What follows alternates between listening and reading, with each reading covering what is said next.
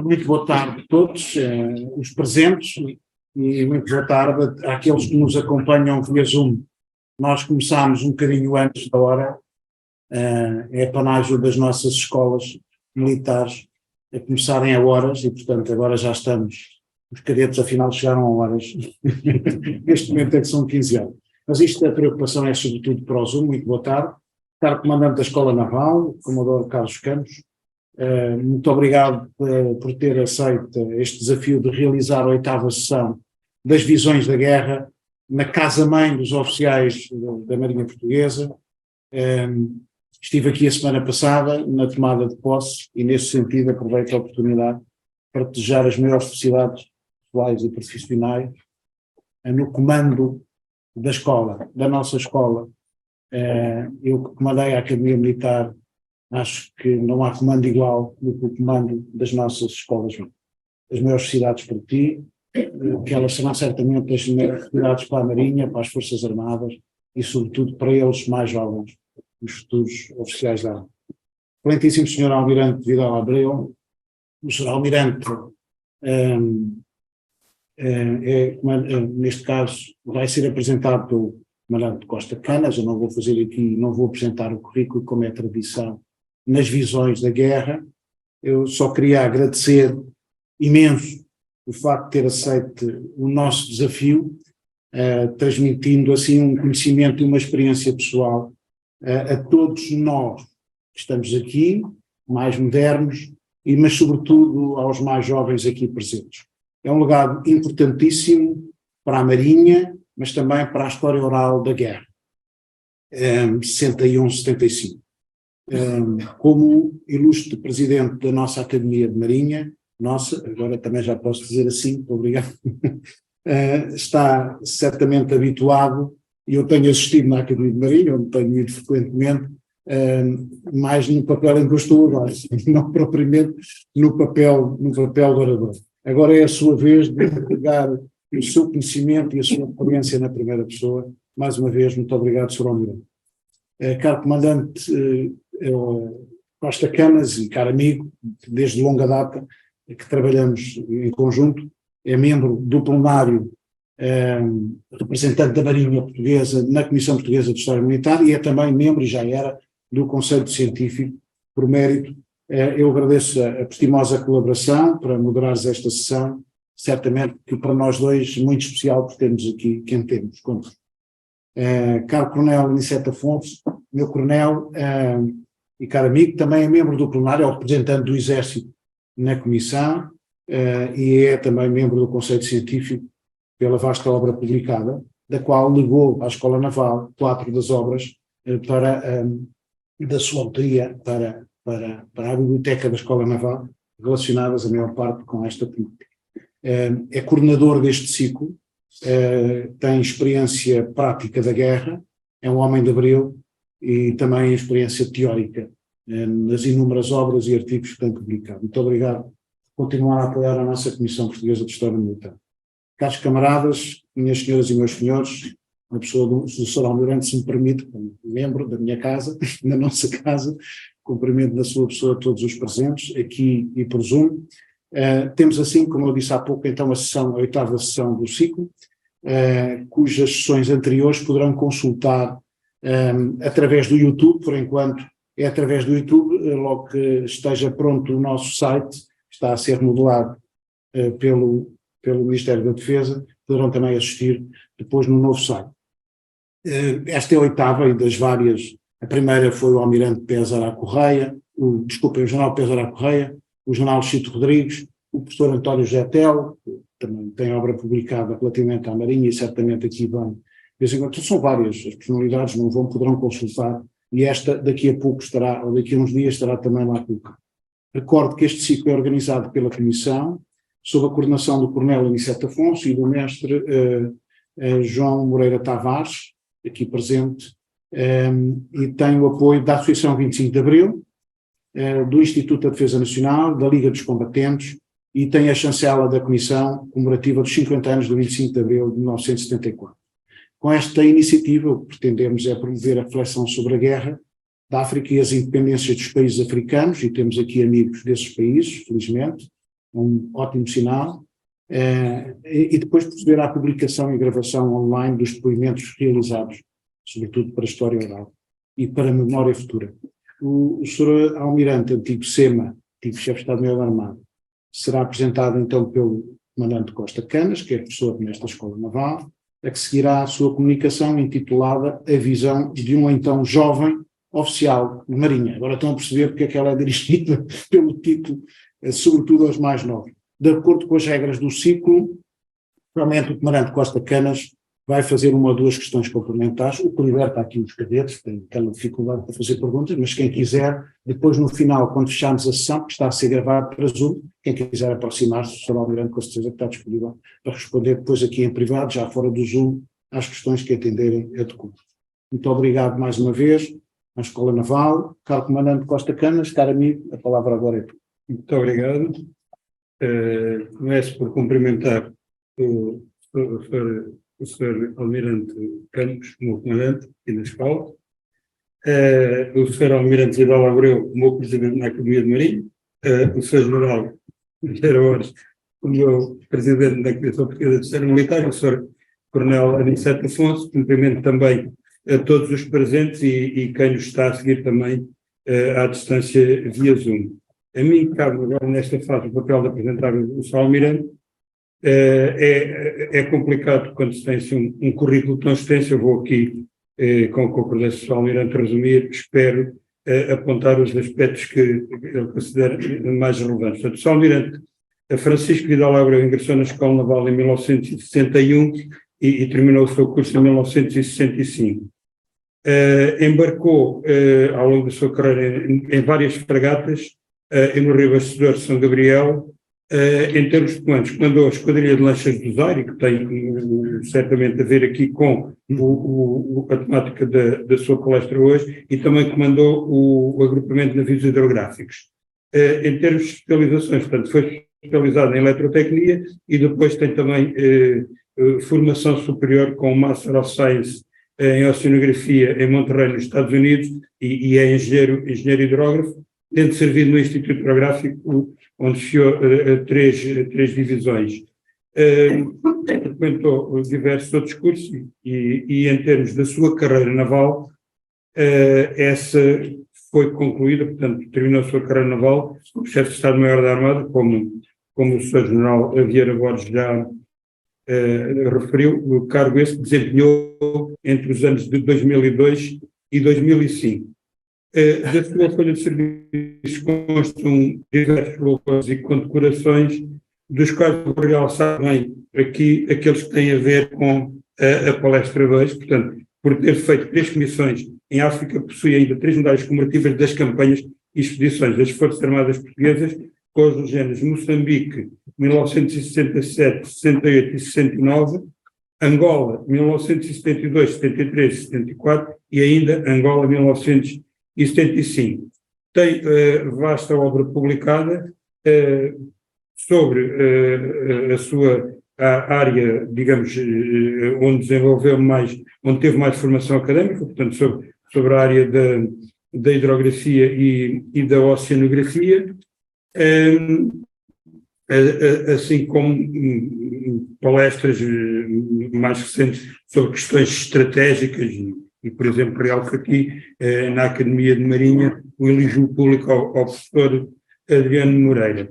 Integra várias organizações de cariz académico e científico, das quais destaco o Centro de Investigação Dr. Joaquim Veríssimo Serrão, a Academia Uruguaia de História Marítima e Fluvial, Sociedade de Geografia, a Academia Portuguesa de História, a Academia Internacional de Cultura Portuguesa e é membro emérito da Academia de Marinha. Além de membro emérito, desde 17 de novembro de 2015, foi eleito presidente do Conselho Académico da Academia para o triênio de 2018 e foi reeleito para o mesmo cargo em 15 de novembro de 2018, e função que desempenha ainda. Almirante, espero não me ter esquecido de nada. O terceiro triênio. Sim, sim. Não está atualizado. Então, pois é verdade, claro. Acabou em 21, portanto, e no terceiro triênio que recomeçou em 21, claro. É culpa minha. Pronto, Sr. Almirante, espero ter apresentado convenientemente. Muito bem. Passo-lhe a palavra. Muito bem. Eu queria cumprimentar, primeiro que tudo, a mesa na pessoa do comandante da Escola Naval, no sentido de abreviar, naturalmente, cumprimento todos com todo o respeito. Cumprimento os seus oficiais que estão aqui a assistir e o seu professor, que eu vejo ali num cantinho, distinto professor da Escola Naval, que fez questão de assistir a esta conferência. E cumprimento as pessoas que nos estão a ouvir via Zoom, por Zoom, e deixei intencionalmente para o fim o cumprimento aos cadetes, que no fundo são a alegria que me fez aceitar esta conferência. Fiquei extremamente satisfeito quando soube que a palestra ia ter lugar na Escola Naval. E a partir daí eu decidi que não ia fazer uma conferência tradicional, lida, mas que a ia transformar numa conversa. Uma conversa como às vezes tenho com os meus netos mais velhos. Sei que estão aqui os cadetes de primeiro e segundo ano, têm mais ou menos a idade dos meus netos mais velhos e, portanto, até no sentido de isto ser uma conversa leve, vai ser assim. Vou conversar com vocês, apesar de depois já perceber que não há perguntas para já, digamos pelo menos na parte oficial. E eu começava por dizer, vocês certamente ouviram já esta frase, um homem e a sua circunstância. O que é que isto quer dizer? Aquilo que cada um de vocês é hoje, aquilo que eu sou hoje, resulta de um conjunto de fatores em que os aspectos principais são a época em que nascemos, o lugar onde nascemos e todo, digamos, o envolvimento que tivemos ao longo da nossa vida. E é isso que nos molda. Molda o nosso pensamento, molda a nossa ação. Pois bem, e vou exatamente começar por aqui, pelo nascimento. Eu nasci em junho de 44, 2 dias antes do dia D, do desembarque na Normandia. Os pais da minha geração nasceram nos últimos anos da monarquia ou nos primeiros anos da Primeira República. O meu pai nasceu em 1910, a minha mãe em 1912. Por que é que eu toco nisto? Porque estas pessoas, esta geração dos meus pais e dos pais, enfim, dos meus camaradas, viveram anos suficientes durante a Primeira República para se aperceberem o caos que aquilo foi. Caos governativo, caos económico, insegurança, perseguições. Ninguém se entendia. Eram adolescentes, mas viveram anos suficientes para se aperceber disso. O que é que veio depois? Veio o 28 de maio de 26, mais tarde veio Salazar, e eu encontrei à minha volta toda uma família de pessoas que adoravam Salazar. Salazar era o salvador da pátria. Salazar tinha conseguido que Portugal não tivesse entrado na Segunda Guerra Mundial. Salazar tinha trazido segurança ao país, tinha trazido desenvolvimento, tinha trazido importância à classe média. Classe média, atenção, não eram os doutores e os advogados. Classe média era quem tinha o liceu. O liceu, nessa altura, era uma situação extremamente importante. Pouca gente tinha licenciatura. O país era pobre. Estava em desenvolvimento, é verdade. Viajava-se muito pouco. As linhas de penetração no país era através do caminho de ferro. Mas era difícil chegar às aldeias. As pessoas iam de comboio, a seguir tinham que apanhar um táxi, e para se chegar a muitas aldeias tinha que ir a cavalo, a parte final. Este era o cenário. Nas pequenas aldeias, quem pontificava era o médico, era o padre, e era o professor primário, ou professora primária. Isto é o panorama da minha infância. Foi assim que eu vivi. Só para vos dar um traço de como isto era, e vão achar isto ridículo, mas passou-se, a primeira vez que eu fui ao Algarve foi de Braga-Minas, na Escola Naval. A primeira vez que eu fui ao Porto foi na Sagres, na viagem de terceiro ano. Enfim, não se pode generalizar, mas isto dá-vos uma imagem do que era o país. O pensamento político dominante era esse que eu vos disse. E lembro-me que, fundamentalmente, eram as mulheres, as mães, que apoiavam Salazar.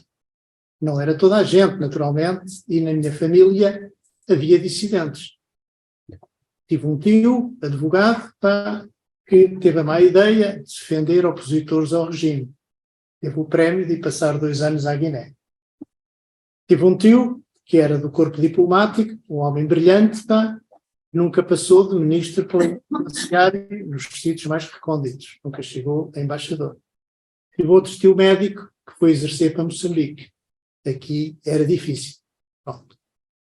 E o que é que eu ouvia da parte da família? Para que é que eles se foram meter na política? Meter-se na política era quem não concordava com o regime. Era a frase-chave.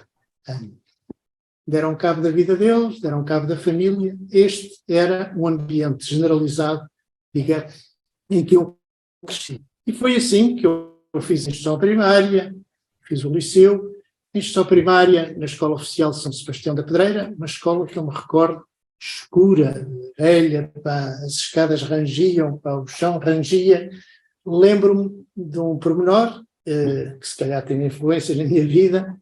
No átrio da escola, no andar de cima, havia uma quantidade de pósteres não, na altura não havia pósteres, não havia cartazes, de propaganda ao Estado Novo. E um desses cartazes, pá, era a Nova Marinha. Eu lembro perfeitamente de ver, digamos, enfim, um boneco com os avisos de primeira, os avisos de segunda, os destroyers, os submarinos, enfim. Tanto que aquilo me marcou que ainda hoje me lembro desta história. Do liceu, lembro-me dos belíssimos professores que tive, Liceu Camões, e depois Liceu de Oeiras, no 6º e 7º ano, mas lembro-me também de uma coisa, que julgo que vem a propósito neste quadro, neste enquadramento inicial, que era a Mocidade Portuguesa. Ainda havia aulas ao sábado de manhã, para toda a gente, e depois a Mocidade Portuguesa era sábado à tarde. E para um miúdo de 10, 11 anos, ter uma farda e desfilar na Avenida da Liberdade, pá, nos dias das grandes cerimónias, aquilo era, digamos, supra-sumo. Pois bem, vejam só isto. O meu pai, que era um grande admirador de Salazar, nunca me deixou ir para a Mocidade Portuguesa. Ele lá sabia porquê. Como sabem, esta instituição, a Mocidade Portuguesa, tinha inspiração clara nas juventudes hitlerianas, nas juventudes de Mussolini, e tinha aspectos positivos. Houve muita gente que aprendeu a andar à vela na mocidade, houve muita gente que aprendia equitação, havia aeromodelismo, tinha imensas atividades, mas de facto tinha ali um cunho, que eu me lembro perfeitamente, digamos que o meu pai não me deixou ir para a mocidade. Como era obrigatório, estive dispensado no 1º e 2º ano dos liceus, hoje 5º e 6º, de ginástica, que era a única forma de haver uma justificação física para não pertencer à mocidade. É isto que eu me lembro do liceu. Lembro-me também de outra cena. Já era mais velho, tinha aí uns 14 anos, o ano de 58. O ano de 58 foi um ano muito importante. Foi um ano em que o governo começou a abanar. Foi o ano de eleições. Tinha terminado o mandato do general Craveiro Lopes e, enfim, Salazar, naturalmente, impôs pela União Nacional concorresse o almirante Américo Tomás. E houve 2 personalidades que decidiram concorrer contra o general Humberto Delgado, e um doutor Arlindo Vicente, ainda me lembro disto, que, enfim, os jornais diziam que era comunista. Toda a gente que era da oposição era comunista, portanto, aquilo era chapa para toda a gente.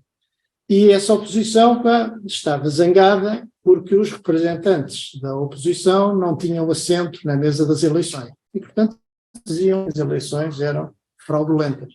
A oposição manifestava-se nas ruas, eu vivia perto do Liceu Camões, que era um dos pontos, digamos, de votação, e assisti da janela da minha casa, enfim, uma carga da cavalaria da GNR, que bateu forte e feio naquela gente que se estava a manifestar, e confesso que aquilo não foi nada bonito de ver. Era assim. E, mais uma vez, a família dizia para que é que eles se foram meter na política. Aquilo era sempre a frase-chave que resolvia todos os assuntos. Ora bem, entretanto, começou-se, digamos, a aproximar aquele tempo de decisão, enfim, que curso é que eu vou tirar, digamos, curso superior. E confesso que o meu pai deve ter tido alguma influência nisso. O meu pai tinha sido mobilizado durante a Segunda Grande Guerra como tenente de infantaria, miliciano, para fazer o serviço militar nos Açores, no Faial. E ele gostou imenso daquele ambiente militar, falava muito nisso, portanto, e deu-me imensos livros para ler, imaginem só, sobre a Batalha do Atlântico. Batalha do Atlântico, mas do ponto de vista alemão. Os heróis eram os comandantes dos submarinos. Durante a guerra, o governo português prosseguiu uma política que designava por... como é que era? Como é que era a frase? Eu já vos digo, já me lembro, agora tive aqui era uma neutralidade colaborante, em que, no fundo, colaborava abertamente com os aliados e colaborava oficiosamente com o eixo. Pronto. E a Alemanha, enfim, era exímia na sua propaganda e deixou em Portugal livros sem fim destas histórias sobre a Batalha do Atlântico.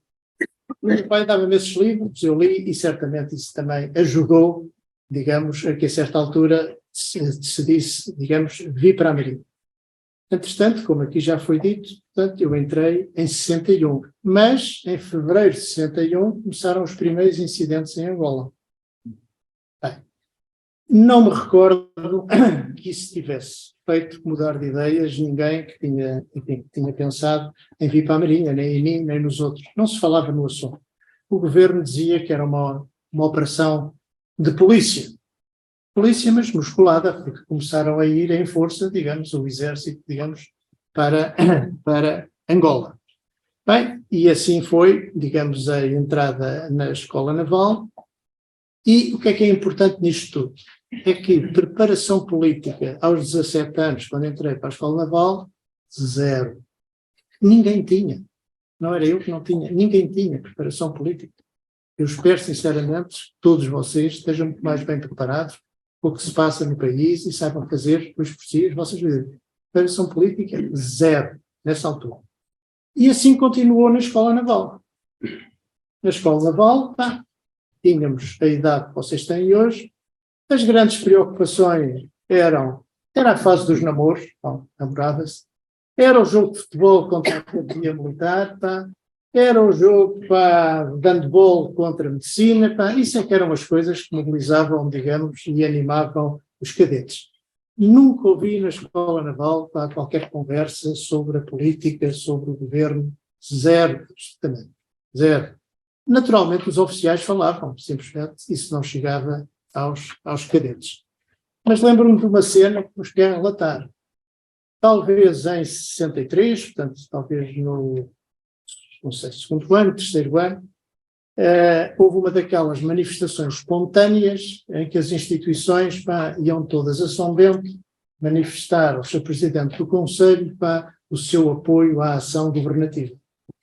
E os cadetes lá foram todos enviados numa caminhonete, acompanhados com certeza por um primeiro-tenente, todos para São Bento. E recordo, enfim, são coisas que não me escaparam na altura, que quando desembarcámos para entrar em São Bento, houve uns 3 ou 4 que se recusaram a ir e que dispersaram por aquelas ruas ali.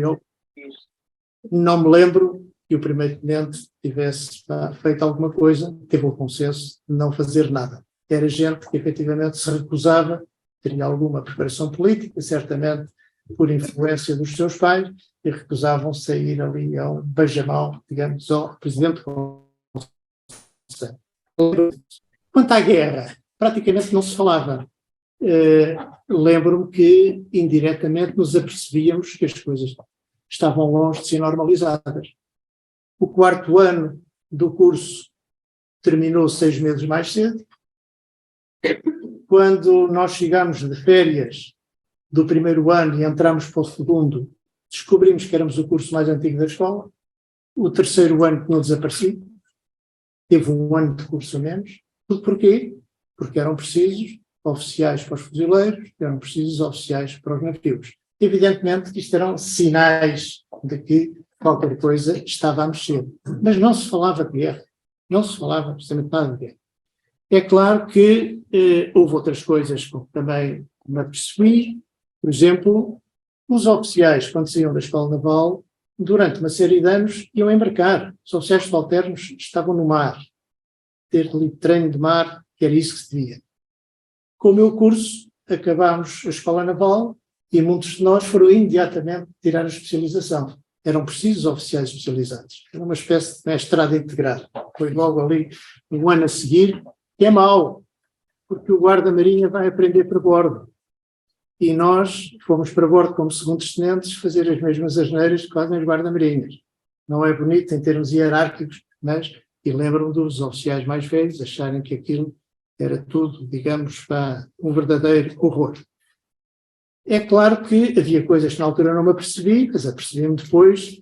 A Marinha soube ler os ventos da história e preparou-se muito bem para o que aí vinha. E começou cedo. Reparem, os primeiros incidentes são de 61.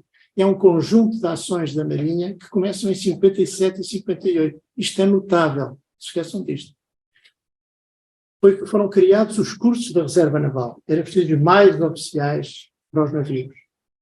Construíram-se navios sem fim. Encomendaram-se 4 fragatas, 4 submarinos.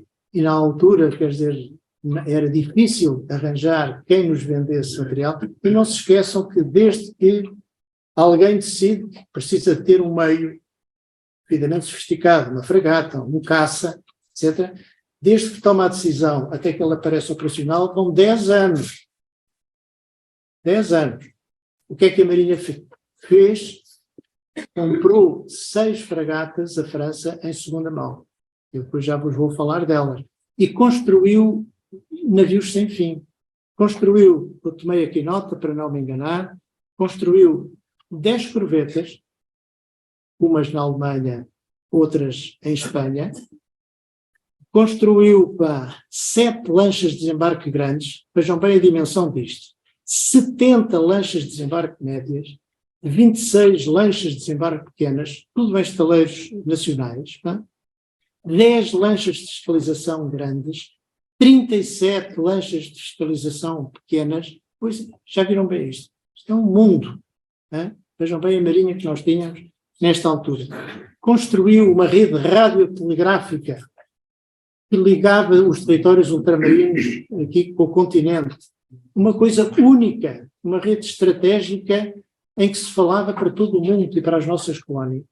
E além das estações radionavais, havia uma disseminação louca de postos radionavais, nós conseguíamos ter o controle das comunicações desses aspectos todos.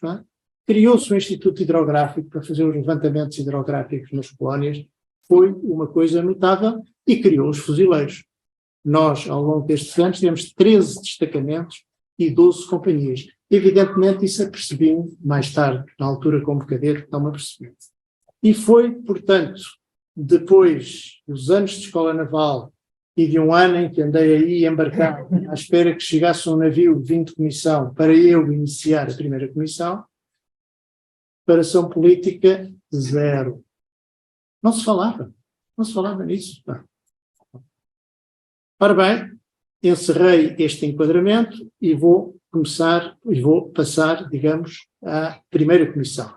Minha primeira comissão foi em Moçambique. Preparou-se o navio e confesso-vos que, nessa altura, nunca tive a noção, nem os outros oficiais, que íamos para a guerra. Íamos fazer uma comissão no ultramar. Era isso que era típico, digamos, dos navios. E, imaginem, partimos a 17 de dezembro, eu julgo que isto era uma coisa que era impossível, quer dizer, nos tempos de hoje. Partimos 7 dias antes do Natal. Nem passámos cá nós o Natal, nem passou o navio que nós íamos vender.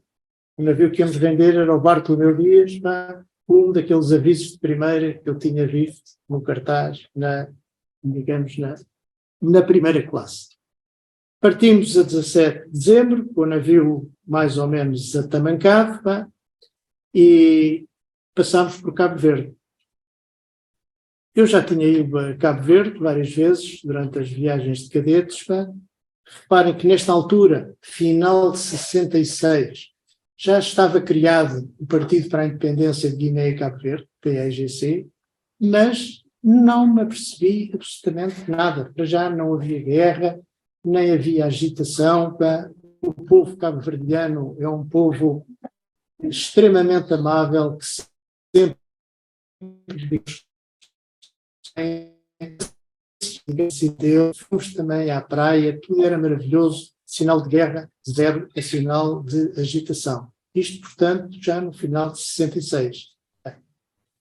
A seguir, rumámos a Angola, a caminho de Moçambique, a comissão era Moçambique. O que é que vi em Luanda? Para já tinha família em Luanda, uns tios, e quando se tem lá família é tudo mais fácil, eles levam-nos a passear, levam-nos aqui, levam-nos ali. Luanda era uma cidade linda, maravilhosa, e a noção que eu tive da Baixa de Luanda, eu parecia que estava no Rossio. Um total entrosamento entre brancos e pretos, não havia problemas absolutamente nenhuns, e já vão ver porque é que eu falo nisto. Viam-se brancos a vender cautelas, não é propriamente uma função importante. Via-se brancos a engraxar os sapatos a pretos, nessa altura havia muita mania de se engraxar os sapatos, digamos, na rua. Havia, digamos, ali um entrosamento total, uma boa convivência, e fiquei encantado com aquilo que vi em Luanda. Naturalmente que havia guerra, atenção, simplesmente não havia, digamos, em Luanda não havia o mínimo sinal, digamos, de agitação nem de guerra. E a seguir fomos para Moçambique para iniciar a primeira comissão. E em Lourenço Marques foi o primeiro choque, quando chegámos lá. E a interrogação era, isto é o mesmo Portugal? Era aquilo que se fazia. Para já guiava-se pela esquerda, por influência da África do Sul, e aquilo que eu vi em Luanda era impossível de ver em Lourenço Marques. Em Lourenço Marques, os brancos eram patrões. A história do branco engraxar os sapatos ao preto, em Moçambique, era absolutamente impossível, em Moçambique. Lourenço Marques era lindo, é uma cidade moderna, com um traçado reticular, havia festas, o Hotel Colana, todos os dias, digamos, havia várias festas, havia praias maravilhosas. Portanto, guerra, só ouvi falar de guerra nos briefings do Comando Naval, que naturalmente se dizia o que é que se estava a passar. A guerra era nos distritos do Norte, distrito de Niassa, distrito de Cabo Delgado, distrito de Tete. Cá para Sul, zero, portanto era uma calma total, pronto. Mas essa primeira impressão deixou-me as interrogações sobre isto é Portugal, quer dizer, esta gente não vive da mesma forma, digamos, que nós vivemos. O que é que se passa aqui? Bem, e depois desses briefings, partimos então para as primeiras missões. Qual era a missão da fragata em Moçambique? Naturalmente o patrulhamento da costa, transportes logísticos, apoio às Forças Armadas e guerra na Beira. Se calhar nunca ouviram falar do que era a Guerra da Beira. O que é que se passava? No final de 65, a Rodésia, que era uma colónia inglesa, declarou unilateralmente a independência. O primeiro-ministro era Ian Smith e independência branca, declarada, digamos, pelos brancos. A Inglaterra, naturalmente, não gostou e então o que é que decidiu fazer?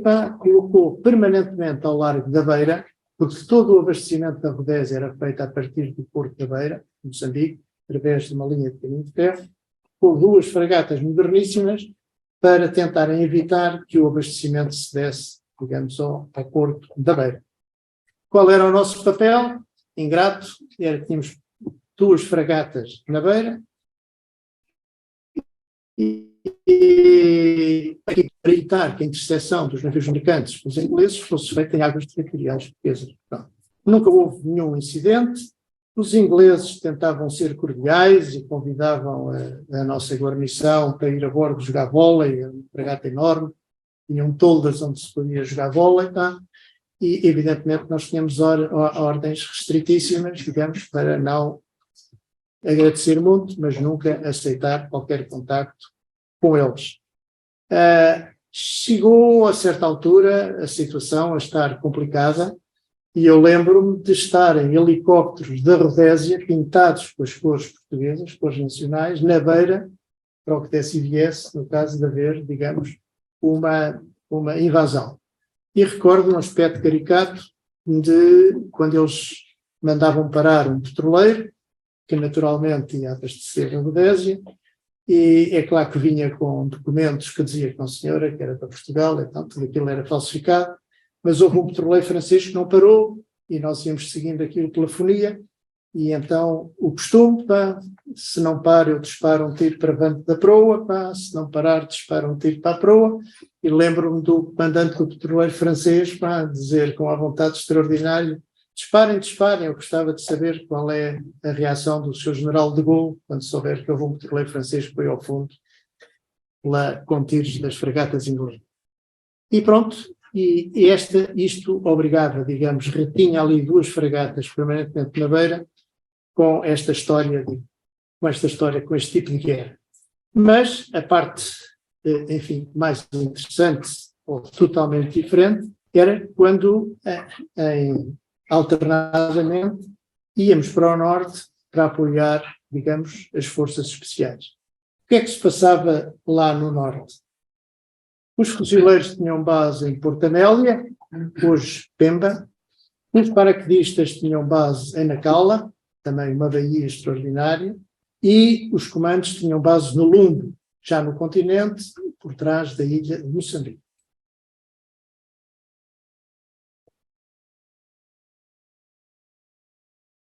O que é que nós fazíamos? Passávamos, quando estávamos 2 meses estados ao norte, e aquilo realmente era, para um oficial de marinha, era um trem de agora, todos os dias se navegava.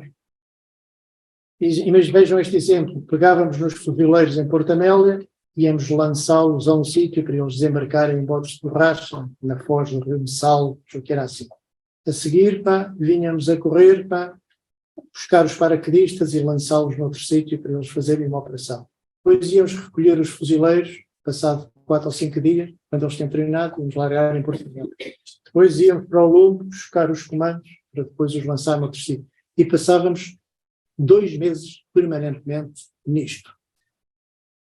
O meu contacto com a guerra, como bem a fragata andava ao largo, não tinha problemas, era exatamente nas conversas que nós tínhamos com as forças especiais quando os transportavam de regresso das operações. E o que é que nós víamos aí?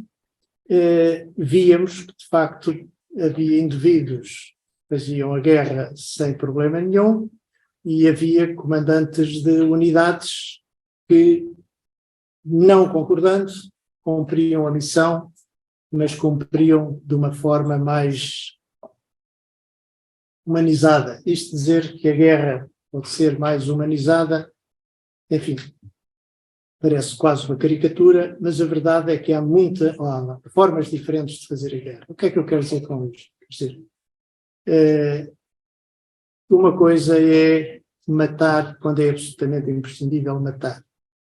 Outra coisa é matar porque pode eventualmente ser um inimigo. E isto, enfim, mexia connosco quando víamos isto. E refletia-se, digamos, no resultado das operações. Havia forças especiais, quando regressavam de uma operação, traziam imensa população que, entretanto, tinham encontrado pelo caminho. Eram velhos, eram crianças, eram mulheres, pá, que nós depois levávamos na fragata ou deixávamos, digamos, na base deles. Havia outras forças especiais que não traziam ninguém. Se calhar não tinham encontrado ninguém pelo caminho durante a nomadização. Isto fazia-nos realmente impressão. Eram formas diferentes de fazer a guerra. As forças especiais eram forças, como ainda hoje são, extremamente bem preparadas. Iam para as operações mais difíceis, iam atacar conhecidamente locais onde havia bases inimigas, mas proporcionalmente eram as forças que tinham menos baixas. Aquilo que eu sempre senti durante esta comissão em Moçambique, depois era igual em Angola, o exército foi o ramo que mais sofria, porque era o ramo que fazia a quadrícula. E as unidades do exército com que eu contactei, que estavam, enfim, mais próximo do litoral, eles estavam, digamos, dentro de cercas de arame farpado. E não podiam sair dali. Mas tinham que sair. Tinham que sair para ir buscar água, tinham que sair para caçar, tinham que sair para fazer as suas patrulhas. Aquilo era profundamente ingrato. E havia gente apanhada à mão. até porque a preparação deles era muito pior do que das forças especiais. Houve uma altura, recordo, foi uma coisa polémica, em que o comando-chefe decidiu alargar a quadrícula, mas as forças eram as mesmas. Portanto, como é que se alarga, digamos, a quadrícula? Colocando unidades mais pequenas. Em vez de estar ao nível da companhia, passa a ser ao nível do pelotão. Agora imaginem o que é. Então, tem 14, 15. Ou até 30. Até 30, mas aquilo não eram meios pelotões. Tá? Eram meios pelotões. Pois, dentro de cercas de arame farpado, tá? No meio do mato, longe de tudo, com a logística toda feita por terra, em que a certa altura havia apelos para lancinantes, porque faltavam uniformes, faltava comida, faltava tudo. Aquela gente sofreu realmente. E eu lembro-me de transportar, por exemplo, um pelotão que tinha estado junto ao Rovuma, na fronteira norte de Angola, no fim de comissão, tinham sido rendidos. Aquela gente não acreditava, digamos, que a comissão tinha acabado.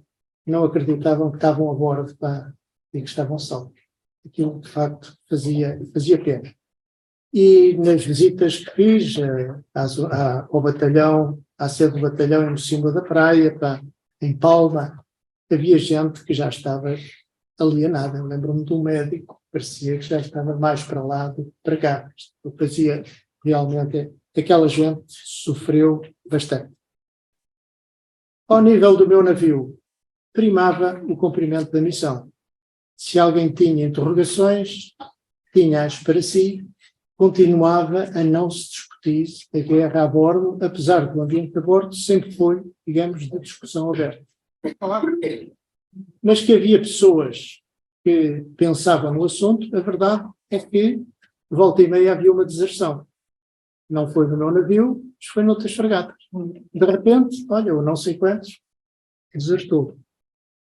Planeou tudo no seu silêncio, sem dizer nada a ninguém, deixou tudo arrumadinho e um dia não voltou a bordo. E houve vários casos oficiais. Portanto, a pouco e pouco estava-se a gerar um sentimento de oposição à guerra, mas que não era patente, não estava no ar permanentemente. Pessoas sofriam para si e resolviam o problema para si. Não havia ainda, digamos, um movimento coletivo nesse sentido.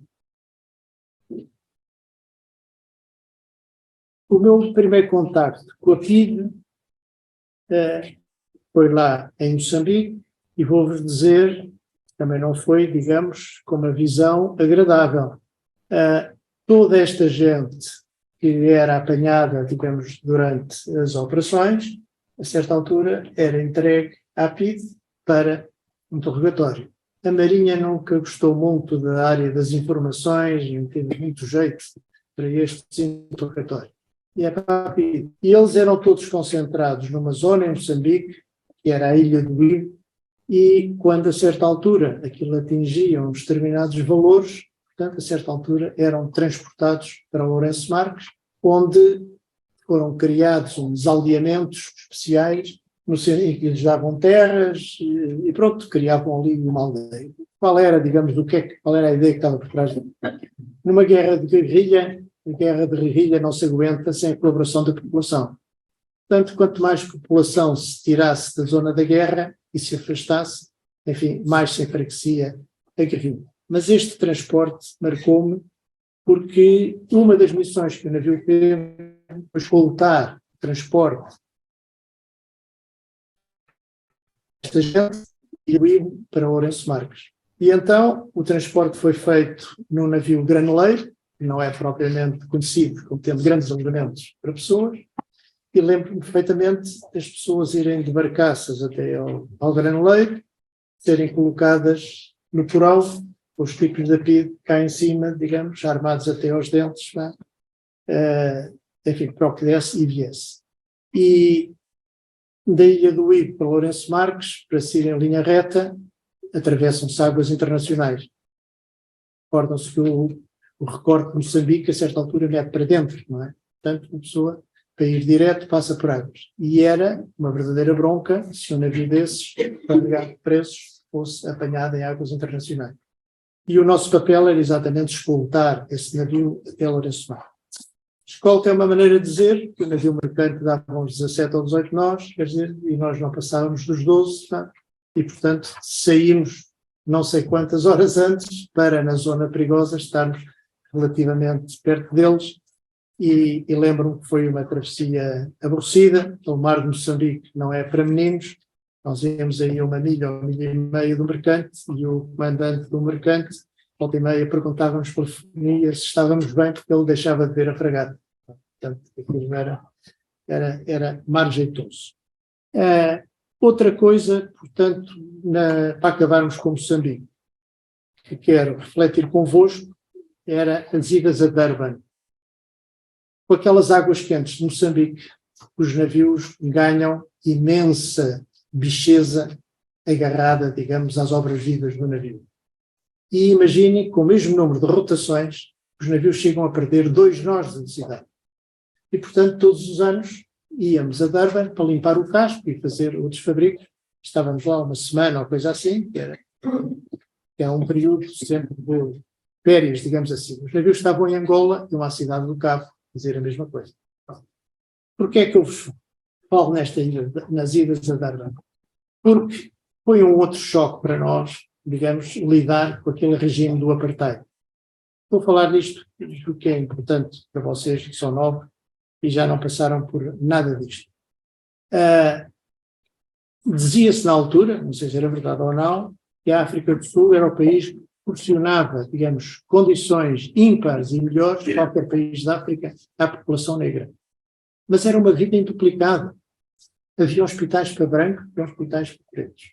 Havia autocarros para brancos, autocarros para pretos. Havia escolas para brancos, escolas para pretos. Pois eram tudo em duplicado.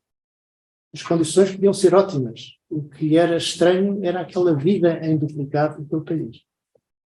E lembro-me de fixar 2 coisas que também me tocaram. Uma eram os bancos de jardim.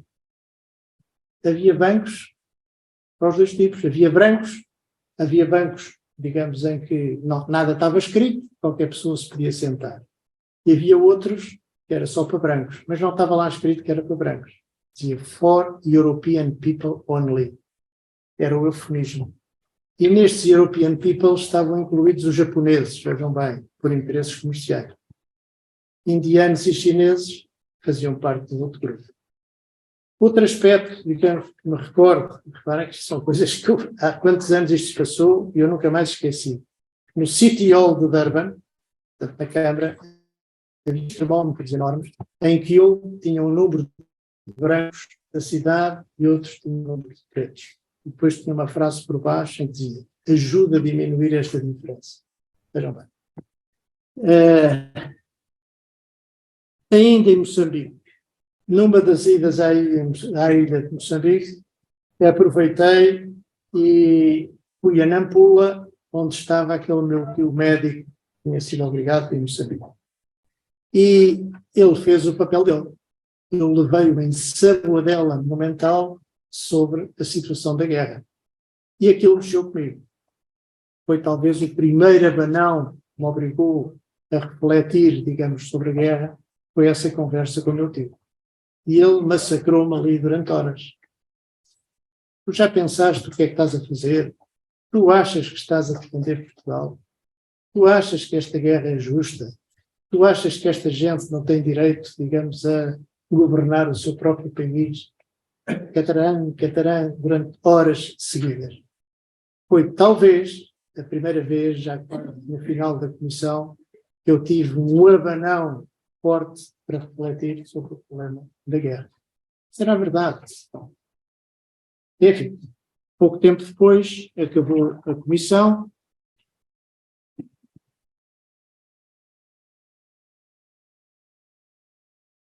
Vim para Lisboa, era especializado em eletrotecnia, como aqui o Sr. Comandante disse, estive em Vila Franca como professor, tá?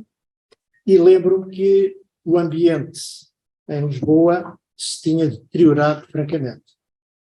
A unidade, volta e meia, estava em vigilância reforçada ou em prevenção simples, e onde eu notei grande agitação foi no ambiente universitário. Entretanto, eu matriculei, o mundo se matricularam na altura, em cursos, O ISEG era o único curso que tinha aulas à noite e aquilo era caótico naquela altura. Era a fase dos trabalhos de grupo, em que bastava assinar e passava-se, e a própria agitação não eram só os alunos que faziam, que interrompiam as aulas, temos que questionar, digamos, se este programa é um programa que nos interessa ou não interessa, e havia professores, naturalmente, da oposição, que eles próprios fomentavam a agitação, e aquilo, enfim, foi uma fase complicadíssima, que depois se refletiu na prática, em que os jornais, quando pediam alunos de economia, dizia com licenciaturas antes de... Todos tinham consciência. Os militares tinham um regime especial, que andavam a fazer a guerra, e podiam se inscrever em qualquer cadeira, digamos, desde o momento que não tivesse carreiras antecedentes, não é? Eu estava no 2º ano e já tinha cadeiras do 5º. Não sabia era nada dessas cadeiras, não é? Mas, quer dizer, havia cadeiras anuais que começavam em maio. Aquilo foi caótico durante esse ano. E reparem que não tem nada a ver com o 25 de Abril. Isto foi, portanto, em 70, 71 e 72. Né? Vejam bem como é que estava o ambiente aqui. E, entretanto, sou chamado para uma segunda comissão para comandar a Esquadrilha de Lanchas do Zaire, portanto, a fronteira fluvial norte de Angola. Mas aqui foi diferente. Quando parti para a primeira comissão, lembro que os nossos pais estavam no cais, com uma lágrima do olho, e com um grande orgulho que os filhos iam defender a pátria. A segunda comissão é diferente. Já era casado, já tinha uma filha, e a família já não deu muita graça às mobilizações. E vou dizer uma coisa, quando eu iniciei a segunda comissão, em Santo António, os oficiais do Exército que tinham começado em 61, e eu na 5ª, encontrei lá gente que ia na 5ª comissão. Vejam bem o que é a estruturação familiar, digamos, deste ambiente. Pronto. Esta comissão, portanto, na Esquadrilha de Lanchas do Zaire, era muito interessante do ponto de vista de marinha, era muito interessante, digamos, para um jovem primeiro-tenente. Eu tinha 5 lanchas de fiscalização pequenas e 10 lanchas de desembarque, ter que preparar, portanto, aquela gente toda para a guerra.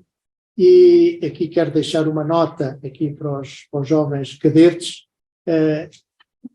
quer em Angola, mas principalmente na Guiné, os patrões das lanchas tiveram um papel absolutamente ímpar. Estas lanchas de desembarque médias e pequenas, as guarnições eram cabo de manobra, 2 artilheiros e um fogueiro, como se dizia na altura, um maquinista.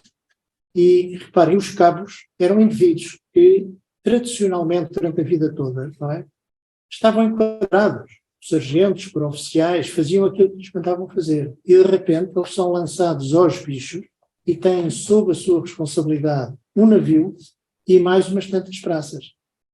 Aquilo era difícil de aguentar para gente com aquele passado. Eles foram os verdadeiros heróis daquela gente. E o papel do comandante da esquadrilha, quer para os oficiais da Reserva Naval, quer para estes cabos, era ensiná-los a navegar no rio, ensiná-los a bicar, a desabicar, a fundear, a levantar ferro, a ler uma carta e, portanto, prepará-los para a guerra. A Marinha, tirando os fuzileiros, a Marinha nunca foi muito amiga do armamento. E isso era um drama, quer dizer. E aquela gente chegava à África, se calhar alguns deles nunca tinham dado um tiro. E tinha que se preparar aquela gente toda a disparar, digamos, com a G3, tiro e enrajada, a utilizar a MG-42, a lançar granadas ofensivas e defensivas, tudo aquilo para eles sentirem que realmente tinham confiança. E se aquilo desse para o torto, estava ali uma guarnição pronta a defender-se e a atacar. Porque as pessoas chegavam a ultramar, preparação, zero. Tá? Foi uma comissão, desse ponto de vista, digamos, interessante, mas há aqui um aspecto importante. As comissões em terra são totalmente diferentes das comissões embarcadas. Uma pessoa, quando está embarcado, vai à terra, bebe um copo, diverte-se, fala com 1 ou 2 pessoas e volta para bordo, volta para casa. Não consegue, digamos, perceber o que se vive. E a primeira comissão em Moçambique foi exatamente isso. Foi uma comissão embarcada. Esta comissão, uma pessoa estava em terra. vivia, digamos, com os locais. Uma pessoa tinha, digamos, criados que eram locais e que trabalhavam, tinha alguém que tomava conta dos filhos, portanto, que era local, ia visitar as famílias deles, ia às casas deles. É uma vivência totalmente diferente. É uma vivência totalmente diferente. E aí, mais uma vez, quer dizer, lembro-me aí, surgiam interrogações fortíssimas a dizer, isto é Portugal. Vocês nunca passaram por isso. Isto eram interrogações, quer dizer, nós aprendíamos na escola, digamos, Portugal era do Minho a Timor. E aprendíamos as linhas férreas e os rios, os afluentes, quer daqui de Portugal, quer de Angola, quer de Moçambique, eu tive que recitar essa coisa toda. Aquilo era assim na instrução primária. Sabíamos de cor, os apiadeiros até, das linhas de caminho de ferro de Angola e de Moçambique. Não. Uma pessoa depois de estar lá, isto é Portugal, eu estou a defender isto com as mesmas ganas que defenderia se houvesse uma invasão de Trás-os-Montes ou do Alentejo. Portanto, eram reflexões, mas mesmo assim eram reflexões, digamos, muito próprias. Mais uma vez, e reparem, já lá iam 11 anos de guerra, não havia discussão coletiva sobre os problemas da guerra. Primava sempre, não sei se é defeito da Marinha, não sei como é que era no Exército ou na Força Aérea, não havia, digamos, este tipo de discussão. Mas, entretanto, surgiu o livro do General Spínola. E aí houve mais um abanão. As pessoas reuniram-se, liam o livro, avidamente, começaram a pensar que, atenção, parece que isto poderia ter outras soluções, poderia ser resolvido de outra maneira, e aí, de facto, não há dúvida que aquele livro foi um agitador. Há que reconhecer, independentemente de se concordar ou não com a solução, ele fez mexer. Sem dúvidas, absolutamente nenhuma. Os tempos finais foram complicados desta comissão. Cabinda, esteve iminente a invasão de Cabinda.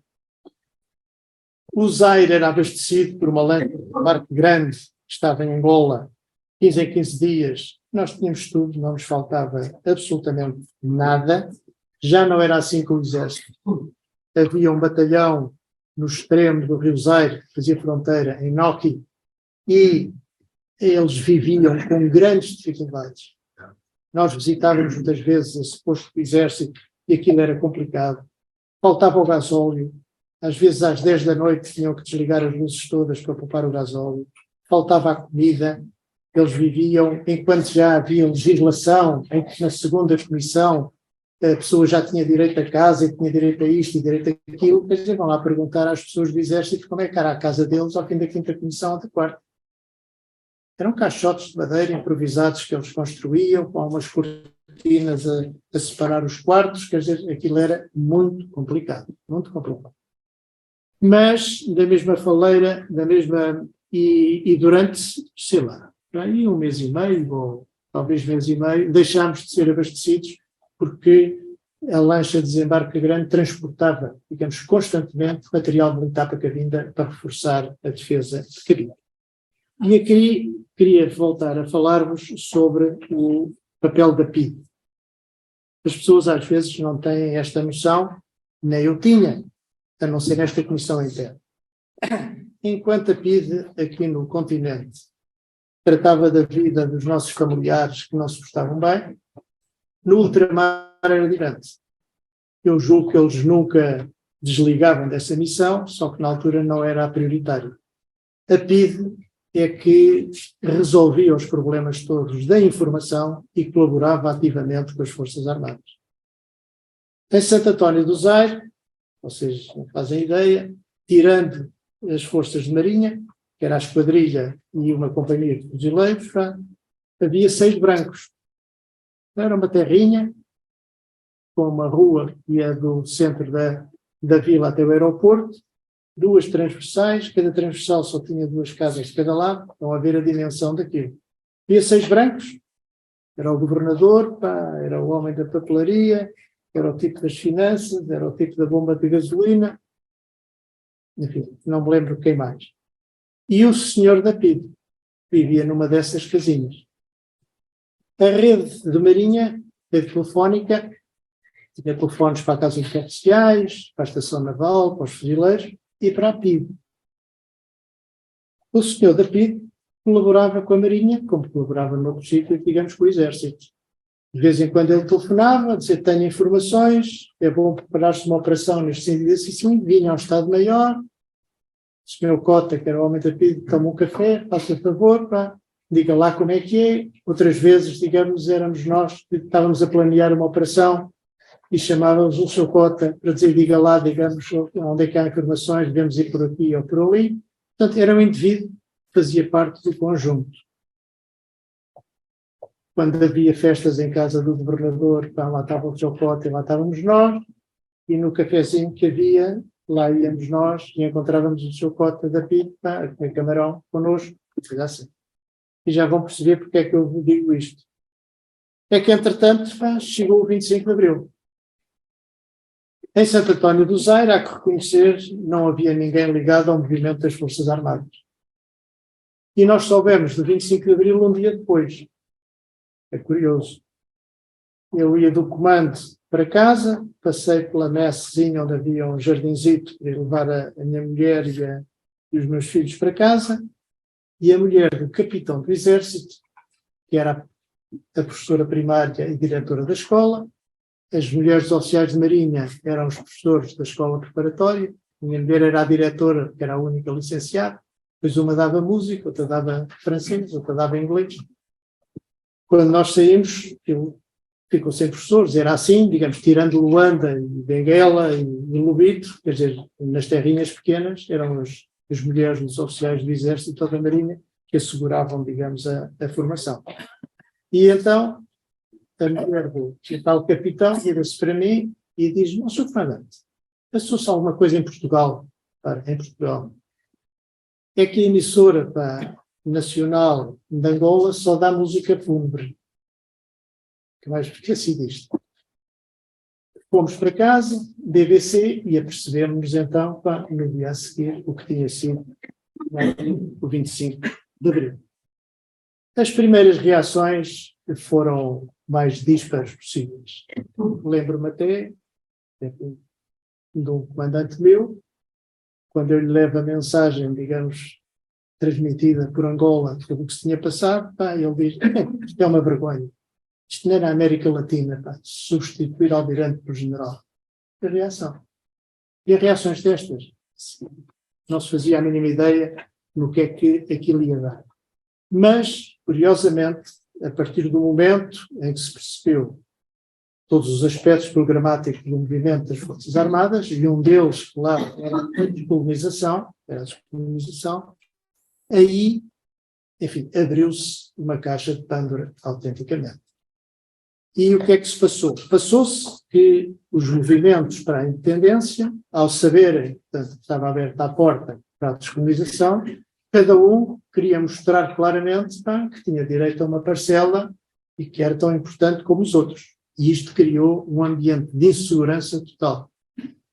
Até ao 25 de Abril, curiosamente, quer dizer, havia uma paz extraordinária ali, porque o Zaire, quer dizer, não era propriamente, digamos, uma zona de penetração. Tinha sido no início em 61, o Zaire chegou a ter 5 postos de fuzileiros e imensas lanchas, etc. A certa altura percebeu-se, digamos, que não era importante, houve imenso dispositivo, digamos, que foi desviado para o leste de Angola, quando se abriu, digamos, a frente leste, e nessa altura, no meu tempo, havia, digamos, só 15 lanchas e postos. De facto, quer dizer, eles passaram a fazer a penetração, digamos, pela zona não fluvial, e é outra coisa, quer dizer, de certeza que eles não estavam interessados em que houvesse ali confusão, porque os interesses deles eram muito mais a sul. Eram em Andris, em Ambrizete, em Luanda. E, portanto, levámos uma comissão relativamente sossegados. Até ao 25 de Abril. A partir do 25 de Abril, é que se gerou esse ambiente de segurança, as famílias começaram a entrar em pânico, acionou-se todos os planos de segurança que nunca tinham sido treinados na vida, distribuiu-se armamento, para dar confiança, digamos, às pessoas, e foi assim. Agora, e havia, lembro que na esquadrilha de lanchas, por exemplo, que eu considerava que era uma unidade impecável, a certa altura vir uma delegação, digamos, ter comigo e disse: Sr. Comandante, já lá vão 2 meses do 25 de Abril e ainda não mudou nada na esquadrilha.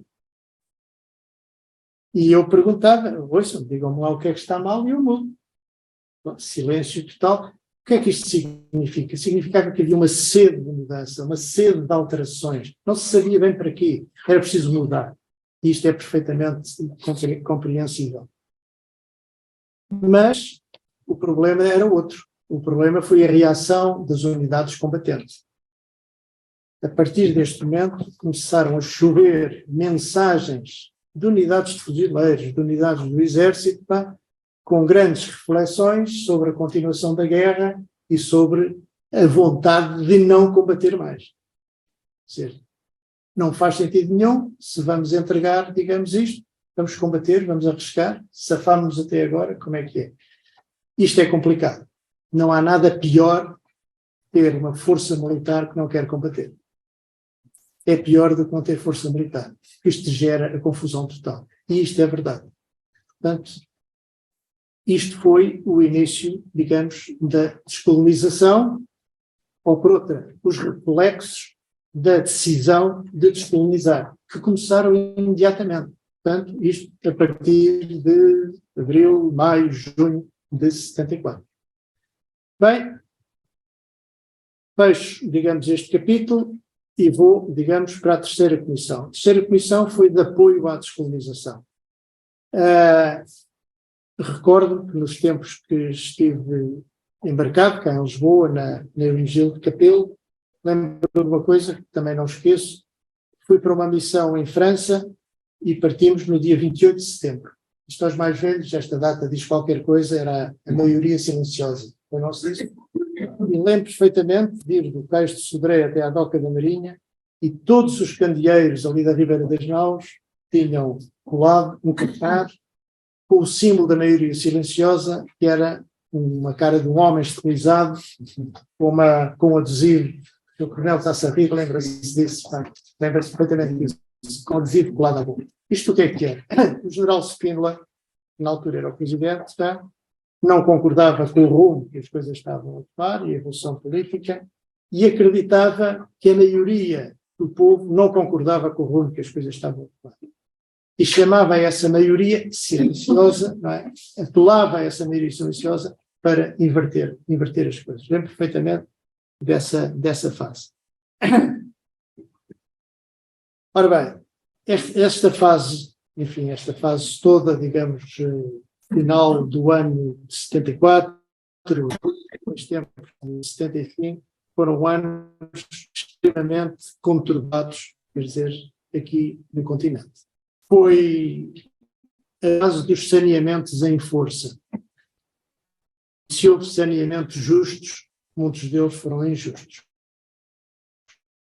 Saneava-se por falta de mérito, saneava-se por discordância política, saneava-se até no apelido. Nenhum do meu curso, um oficial que sempre foi brilhante, mas que teve o azar de ser sobrinho do almirante Tenreiro e foi saneado pura e simplesmente porque era Tenreiro. Um indivíduo extremamente íntegro, que depois, quando se reintegraram as pessoas saneadas, ele até se recusou a ser integrado, porque não quis voltar à organização e fez a sua vida brilhante cá fora como engenheiro. Mas isto foi uma aspiração tal, aspiração em termos de aspirador, que todo o tempo que eu vivi como oficial subalterno, estava-se normalmente 1 ano de guarda-marinha, 4 anos em segundo tenente e 8 anos em primeiro tenente. Eu estive 4. Foi promovida a capitão-tenente com 4 anos. Vejam bem, digamos, as saídas que não se deram para, a certa altura, haver um encurtamento em termos de promoção da ordem dos 4 anos. Foi complicado, foi a altura do 11 de março, em que estava tudo radicalizado, e foi com este ambiente que numa outra fragata, eu tinha sido promovido, mudei de fragata, a imediata Vertmaven, fui apoiar a descolonização de Cabo Verde. Foi nomeado um alto comissário a Cabo Verde, que era o almirante Almeida Dessa, e nós andávamos com o alto comissário de ilha a ilha a levar, e sinceramente, reparem, estávamos em vésperas da independência de Cabo Verde, eu senti novamente em Cabo Verde o mesmo ambiente que tinha sentido. Não havia qualquer hostilidade, digamos, às forças que iam da metrópole, passeava-se à vontade, digamos, por toda a ilha de São Vicente. Se havia agitação, a agitação era provocada por aqueles que eram enviados, digamos, da metrópole para lá, porque havia quase que uma apatia, digamos, da população, e as pessoas entendiam, digamos, que deviam estar todos muito alegres, digamos, com a independência, e havia que agitar as massas, mas as massas não queriam ser agitadas, portanto, era um ambiente de paz total que eu assisti lá. Radicalização e indisciplina havia, sim, a bordo das unidades militares e a bordo das unidades navais. Foi um período muito complicado, depois ainda se acendeu mais. Vocês imaginem o que é uma unidade militar, ou Deus queira que nunca tenham que imaginar, em que não há unidade de comando. Há os azuis e os vermelhos. Vejam bem o que é comandar uma unidade, digamos, em que está tudo dividido. Estão as praças, estão os sargentos, era como se fossem duas guarnições. É complicadíssimo. Foi esse período, digamos, que eu vivi. E havia uma política de denúncias interna, que é uma coisa absolutamente horrorosa, que nunca foi tradição da Marinha. A Marinha sempre falou à vontade em todos os sítios. Denunciava-se. Denunciava-se para uma pessoa ser saneada, que tinha dito isto ou que tinha dito aquilo. Quem viveu este período lembra-se dessa coisa. Um horror. Um período absolutamente horroroso, que eu espero, digamos, que nunca mais se repita. E assim se deu a independência 5 de julho, de Cabo Verde. Eu assisti ao arriar da bandeira no Mindelo, portanto, enfim, como era um conjunto de ilhas, e depois foi um dia antes, depois a seguir fomos para a cidade da Praia, ou então se deu formalmente, digamos, o arriar da bandeira nacional em Cabo Verde e o içar da bandeira de Cabo Verde. A seguir, passado pouco tempo, havia a independência de Angola. Bem, com Angola a coisa fiava mais fino, porque repara que em Cabo Verde só havia um movimento a favor da independência. Em Angola havia 3, e aí torna-se tudo mais complicado. Pronto. E então criou-se uma força-tarefa de apoio com 2 fragatas, uma corveta e um reabastecedor, em que treinámos aqui na costa durante uns tempos, e a certa altura fomos para lá. Para que isto é delicado, estes aspectos, digamos, do retirar as forças. Uma pessoa não pode retirar, e a certa altura fica lá um núcleo tão pequenino, se as coisas dão para o torto, aquela gente é assassinada. Portanto, as forças vão retraindo, vão vindo embora, e a certa altura tem que ficar um núcleo suficientemente forte que se consiga defender, e depois tem que reembarcar tudo ao mesmo tempo. Pronto. E foi para isto, digamos, que foi esta força-tarefa para lá. Lembro-me de assistir, portanto, na Ilha do Cabo, que era onde ficava a base naval, a uma tentativa para formar umas forças armadas angolanas. E lembro-me de ver oficiais de marinha a dar aulas, a gente do MPLA, a gente do com aulas disto, com aulas daquilo, etc. Até que, a certa altura, enfim, os partidos que se tinham entendido naquelas conferências de alvor desentenderam-se, deram ordem, digamos, aos seus pupilos para desandarem e de um dia para o outro desapareceram todos. E a partir daí começou a guerra entre os 3 gigantes. Começou tudo a ser muito mais complicado. E nós colaboramos com uma operação, quer dizer, monumental, foi a operação logística de regresso dos portugueses à metrópole. Foi uma coisa que é impensável, quer dizer, reembarcar, quer dizer, via aérea e via marítima, milhares e milhares de cidadãos, portanto, que não quiseram ficar, digamos, lá em Angola e regressar. Nós andávamos a transportar, digamos, todos esses portugueses, os portos, trazê-los para Luanda para depois poder reembarcar. Confesso que foi traumatizante, porque era gente, alguma delas já nascida, digamos, em Angola, consideravam que Angola era o país deles e, de repente, viam-se obrigados a vir embora e embarcavam na fragata com uma mão à frente e outra atrás, sem nada. Às vezes não traziam, não havia malas, não havia nada. Vinham o que tinham. Não foi bonito de ver, e lá colaborámos nisto, mas não julgam que foi só, digamos, isto. Entretanto, a guerra provocou, digamos, outro tipo de transportes logísticos. É que a guerra entre os movimentos era tal que, num sítio onde dominava o MPLA, os tipos da UNITA não se aguentavam. Iam sendo empurrados, quer dizer, até à praia, até ao mar, quer dizer, e a certa altura íamos nós sacá-los desse sítio e largá-los num sítio onde dominava a UNITA. Andámos nisto, digamos, durante um mês e tal. Depois eram os da FNLA que eram empurrados pela UNITA e nós íamos buscar os homens da FNLA e largá-los num sítio onde dominava a FNLA. E assim, quer dizer, durante, digamos, os 3 meses finais, portanto, em que estivemos em Angola. A situação em Luanda era caótica. Luanda, como eu vos disse, era uma cidade maravilhosa, tinha uns cinemas ao ar livre, que dava gosto de ver, e a certa altura o cerco a Luanda ia-se fechando, cada vez nós podíamos afastar-nos mais do centro. Nos últimos tempos, nos últimos dias antes da independência, só para terem uma ideia, as ordenanças que havia, iam buscar o correio ao centro de Luanda, iam em coluna do imóvel. Vejam bem o nível de insegurança. Quando nós nos despistávamos no regresso a bordo e atrasávamos 2 minutos e apanhávamos o pôr do sol, éramos sujeitos a uma pangaiada porque tínhamos que parar, fazer continência à bandeira do MPLA, víamos uns miúdos com umas espingardas de madeira a fazer, digamos, ali honras à bandeira do MPLA, e era muito complicado, digamos, uma pessoa recusar-se a não fazer isso. A certa altura arranjava-se um problema diabólico. As pessoas traziam o que podiam. Primeiro desapareceu o ouro todo das lojas, porque a moeda de Angola era o angolar, que depois não valia nada cá.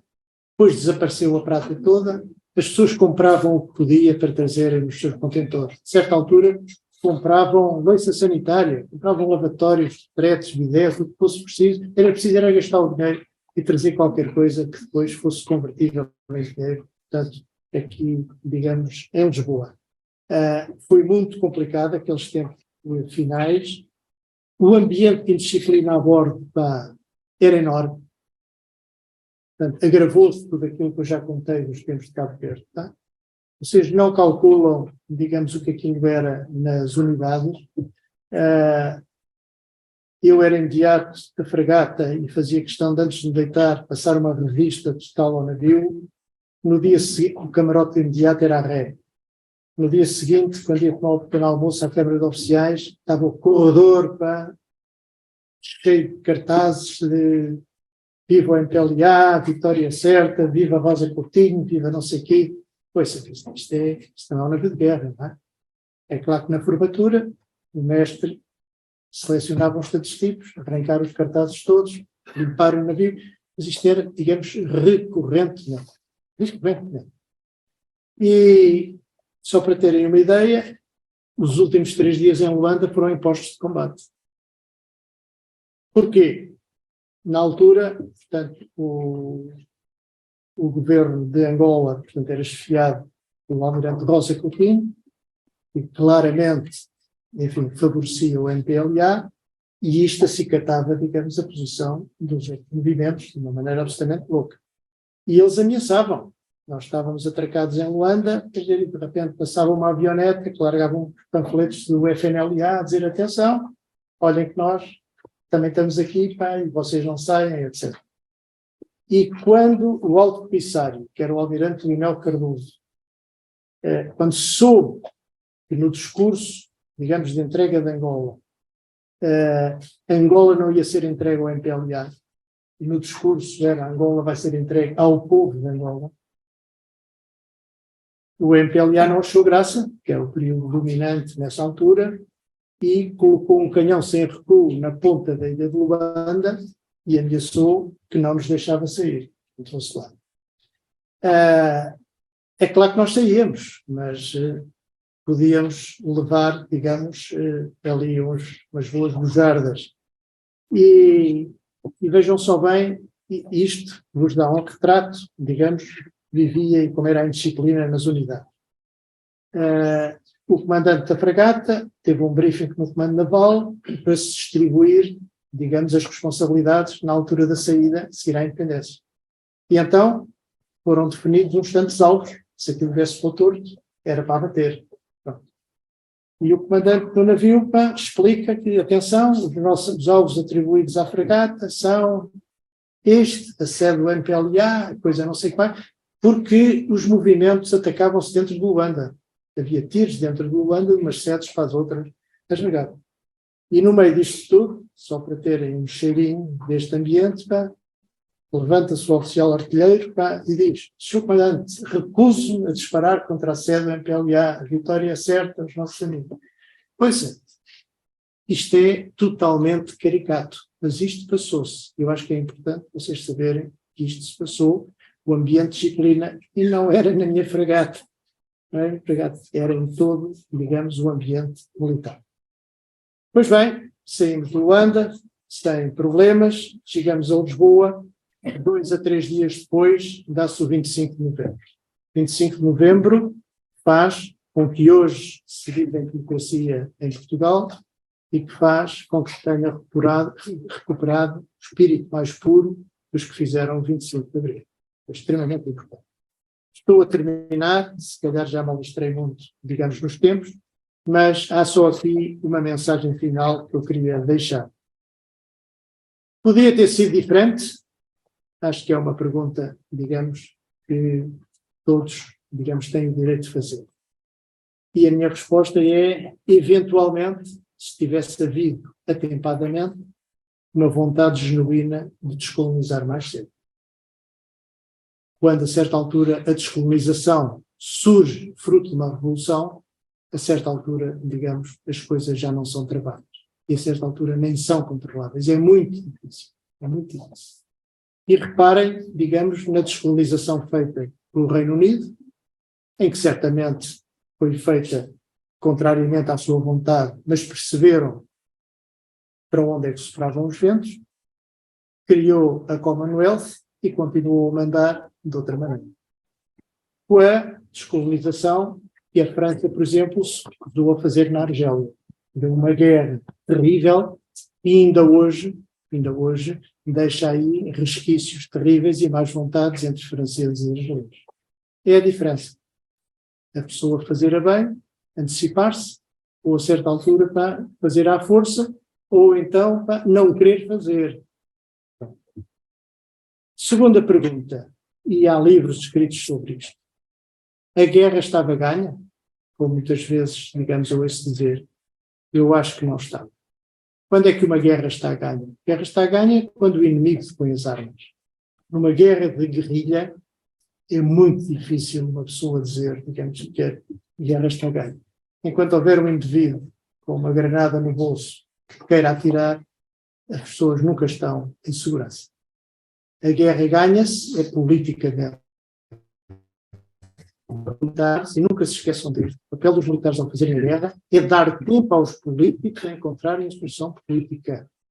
E aqui em Portugal foram 13 anos de guerra. Internacionalmente, isto é considerado, digamos, um feito notável dos militares portugueses. Em 3 teatros de operações, 13 anos de guerra é notável. É verdade que era uma guerra de pequena intensidade, mas nenhum país passou por isto. E os políticos não quiseram aproveitar este tempo que os militares me deram para tomar as decisões políticas e resolver o assunto. A guerra não estava ganha. E reparem o que se passou na Guiné. A Guiné foi o teatro de operações mais complicado, mas no dia em que apareceram os mísseis terra-ar, Estrela, Portugal deixou de ter controle do espaço aéreo e a partir daí é tudo muito mais complicado. O espaço aéreo nunca se perdeu o controle, nem em Angola, nem em Moçambique. Mas, se tivessem dado mais um saltinho, tudo se tornava muito mais complicado. Do meu ponto de vista, a guerra não estava ganha. A guerra foi aguentada brilhantemente para que os políticos tomassem a decisão de não tomar. E, finalmente, a minha recomendação. Leiam tudo o que se escreveu sobre a guerra. Reparem, são 13 anos de guerra, digamos, que Portugal passou. É uma época importantíssima da nossa história. Temos aqui um senhor que já escreveu muita coisa sobre a guerra colonial, o Sr. Coronel, mas caldeiem o que possam ler com as opiniões de quem passou por lá. Os vossos avós, quase certeza, passaram pela guerra. Muitos vieram traumatizados pela guerra e não querem ouvir falar, digamos, no assunto. Mas, se calhar, alguns, como eu, tiveram mais sorte ou mais resistência e não se importam de falar. Peçam aos vossos avós para vos contar qual é a opinião deles e depois de caldearem tudo, formem a vossa opinião. Gostei de estar convosco. Muito obrigado.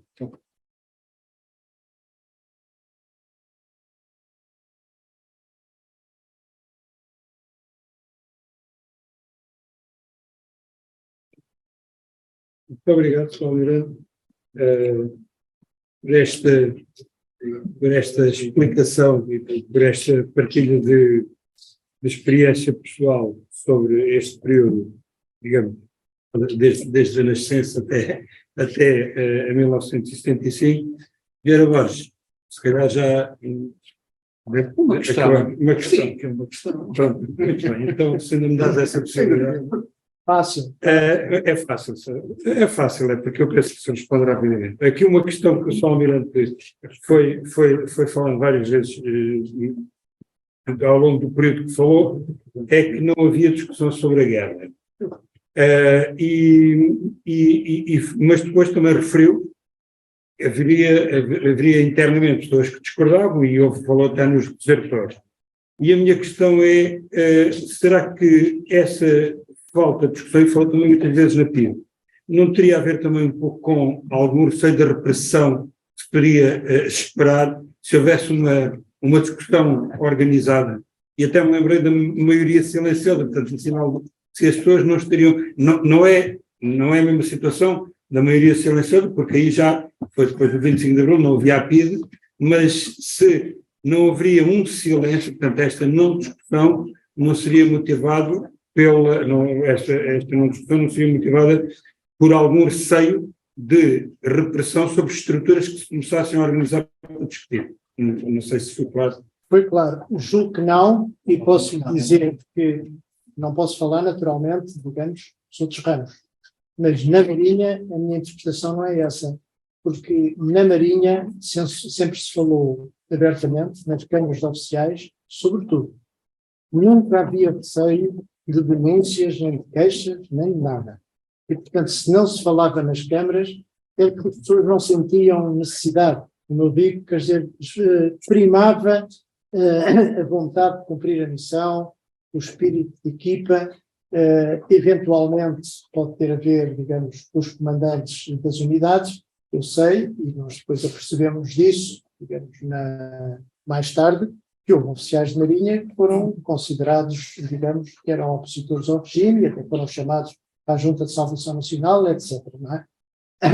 Eu estive embarcado, portanto, com alguns deles, e independentemente de se dizer na gíria, portanto, que eles se opunham ao governo, mas não traziam, digamos, a conversa, digamos, para dentro de fora.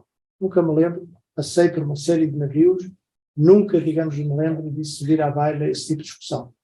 As pessoas pensavam para eles, quer dizer, e não era tema de conversa. o governo dominava tanto e era tão absorvente, chamemos-lhe assim, que a certa altura, digamos, tirando casos pequeninos, em que as pessoas sofriam para eles e decidiam depois o que é que faziam, não era tema de conversa na escola.